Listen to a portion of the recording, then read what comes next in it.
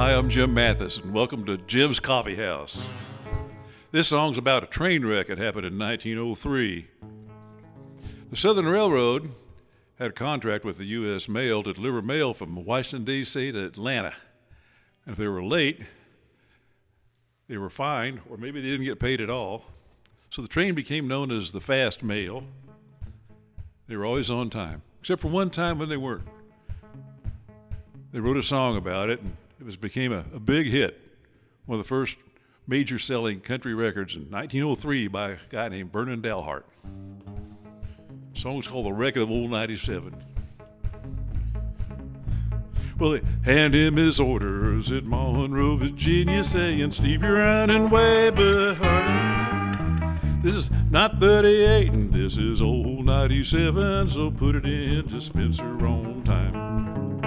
So he turned and he said to his dirty, greasy fireman, shovel in a little more coal. When we cross that big old white mountain, watch as your 97 roll.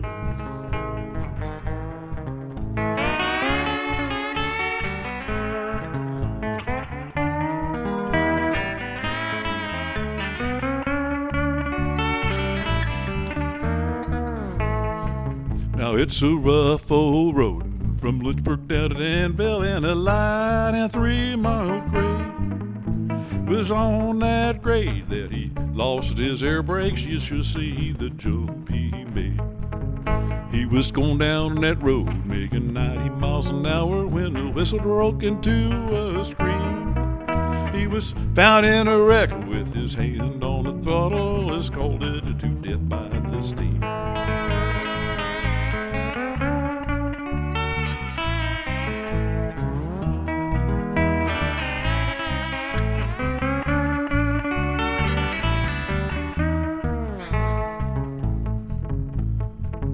Now, a telegram came from Washington Station, and this is what it said. That brave engineer that ran on 97 is lying in Danville dead. So ladies, you better hear my warning. Now and evermore, be kind to your true loving husband. He might leave and never return. Some of you may have been wondering about this funny little guitar I have here. I got this when I was in the second grade, which is about 1956. It's a Master Tone Special made by Gibson in Kalamazoo, Michigan in 1939. So when I got it, it was already 18 years old. It didn't say Gibson on it because this was like their beginning model, or certainly their lowest priced one. The normal Gibson was made out of finished maple, lacquer finish, and this one they just sprayed with a brown paint of some sort, and instead of having a maple fingerboard, it's got just painted on, and where the Gibson would have inlaid on the headstock, this one is just stenciled. So this is certainly a Depression era instrument, but it works just fine considering it's 85 years old. I've had it most of its life. It's holding up pretty good. It has had a little maintenance, but not much. Have you ever wanted to be doing something different somewhere else? I know I have, but I got to thinking about that one day and realized that no matter where you go, there you are. So that's what I wrote this song about.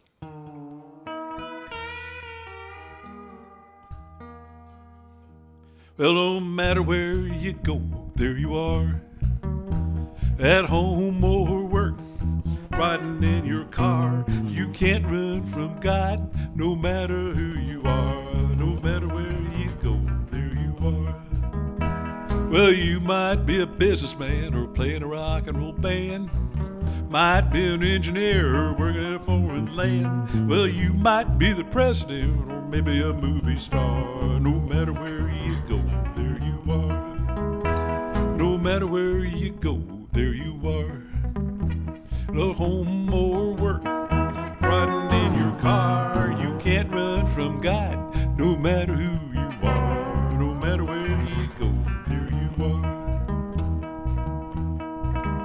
You can run from your mama, you can run from your dad, run from your kids, hide out at your patio. You can run from the government and show me you don't care.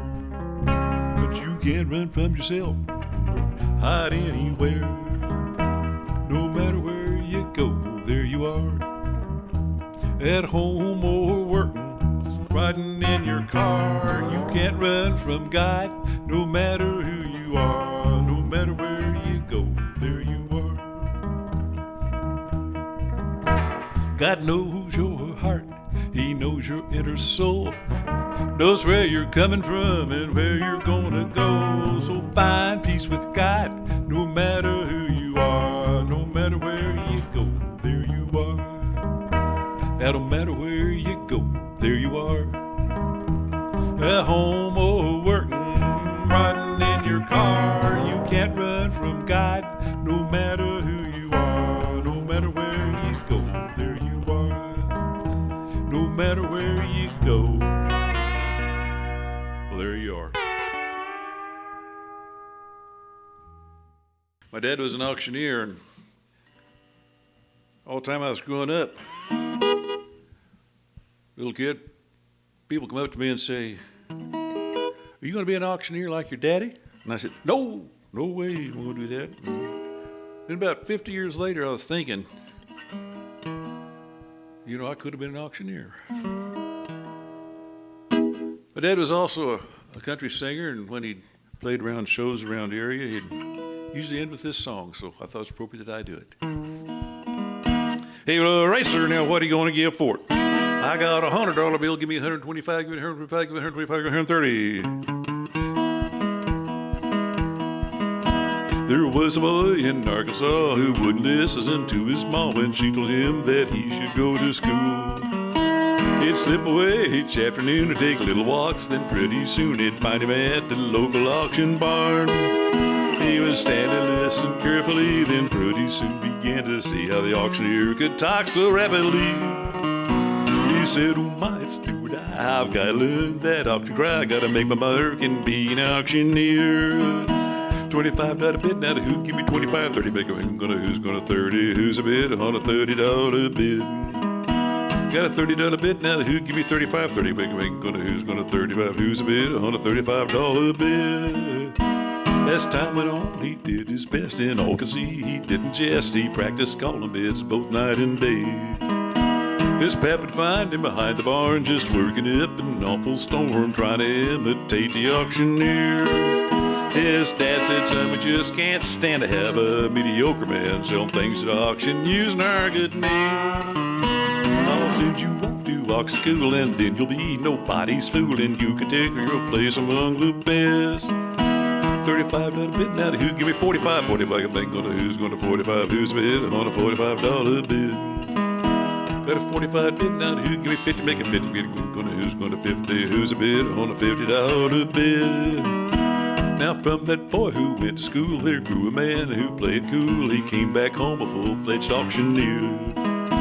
And the folks would come from miles around just to hear him make that rhythmic sound that filled their hearts with such a happy cheer. His fame went out from shore to shore, had all he could do and more, had to buy a plane to get around. Now he's the tops in all the land, let's pause and give that man a hand, cause he's the best of all the auctioneers. $55 bid, now the who give me 60, make it 60, who's going to 60, who's a bid on a $60 bid. Got a $60 bid, now the who give me 65, 65, make it who's going to 65, who's a bid on a $65 bid. Hey, well, all right, sir, now let it go to walking boys. Coming down number 29, and what they're going to give for? I got a $200 bill, give me 225, give me 230. Okay, David, why don't you tell us about this song a little bit? This song, I'll play along. Oh, I appreciate that. This song is called Square One, and I didn't realize that it was a meditation until I had finished it. But it's a good song to just sort of help get me centered, and I hope it does something similar for you. Okay. 1, 2, 3. Sorry, I'm just thinking we don't have an intro for this, but I'll just start singing it. There you go. I put my paddle in the water, antenna in the air, tuning in the quiet, getting back to square one. In the morning I'll make a pot of coffee, get a handle on the day. I'm living in the moment before it goes away.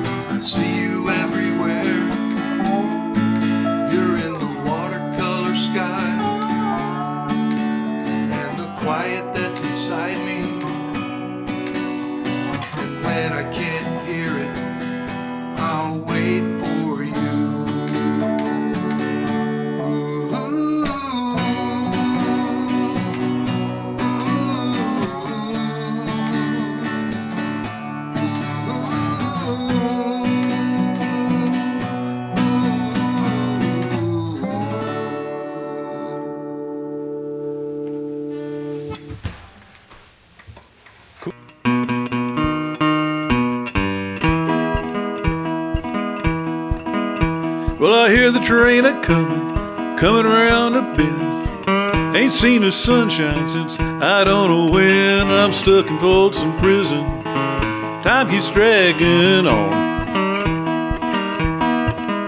But them people keep rolling on down to San Antonio. You know, I've been doing this old Johnny Cash song for years, and it occurred to me one day that I ain't never been stuck in Folsom Prison. I don't even know anybody that would shoot somebody in Reno just to watch them die. So I decided I'd rewrite the song. It'll be a little more appropriate to people I know and maybe people you know too. It goes like this.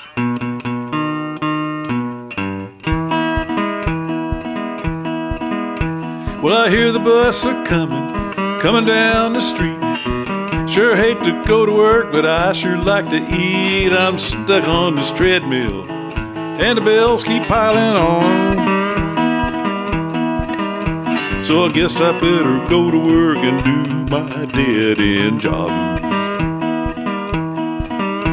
When I was just a baby, my mama told me, Jim, go to school and study hard and always play to win. But mama didn't know I was an artist in my soul.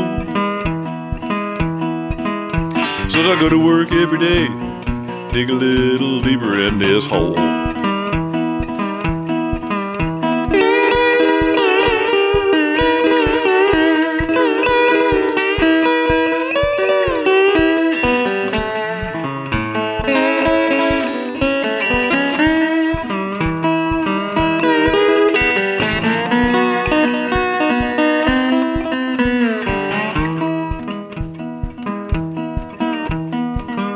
Well, I bet there's folks renting the fancy coffee house. Better drinking coffee lattes, pushing around a mouse. But I'm stuck with this lunchbox, ramming noodles on the run. Someday I'll retire and then I'll have my fun. Maybe someday I'll get a buyout and leave this stinking job. Maybe I'll win the lottery and buy myself a Saab. Until then I'll keep on working till I reach that grateful day when I punch that last time clock and slowly walk away. Till I punch that last time clock and slowly walk away.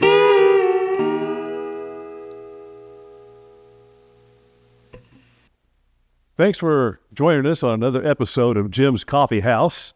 We'll be posting new episodes every few weeks, so be sure and check that subscribe button, maybe a like if you liked us, and tune back in. We'll have more shows coming up in every few weeks, so stay tuned.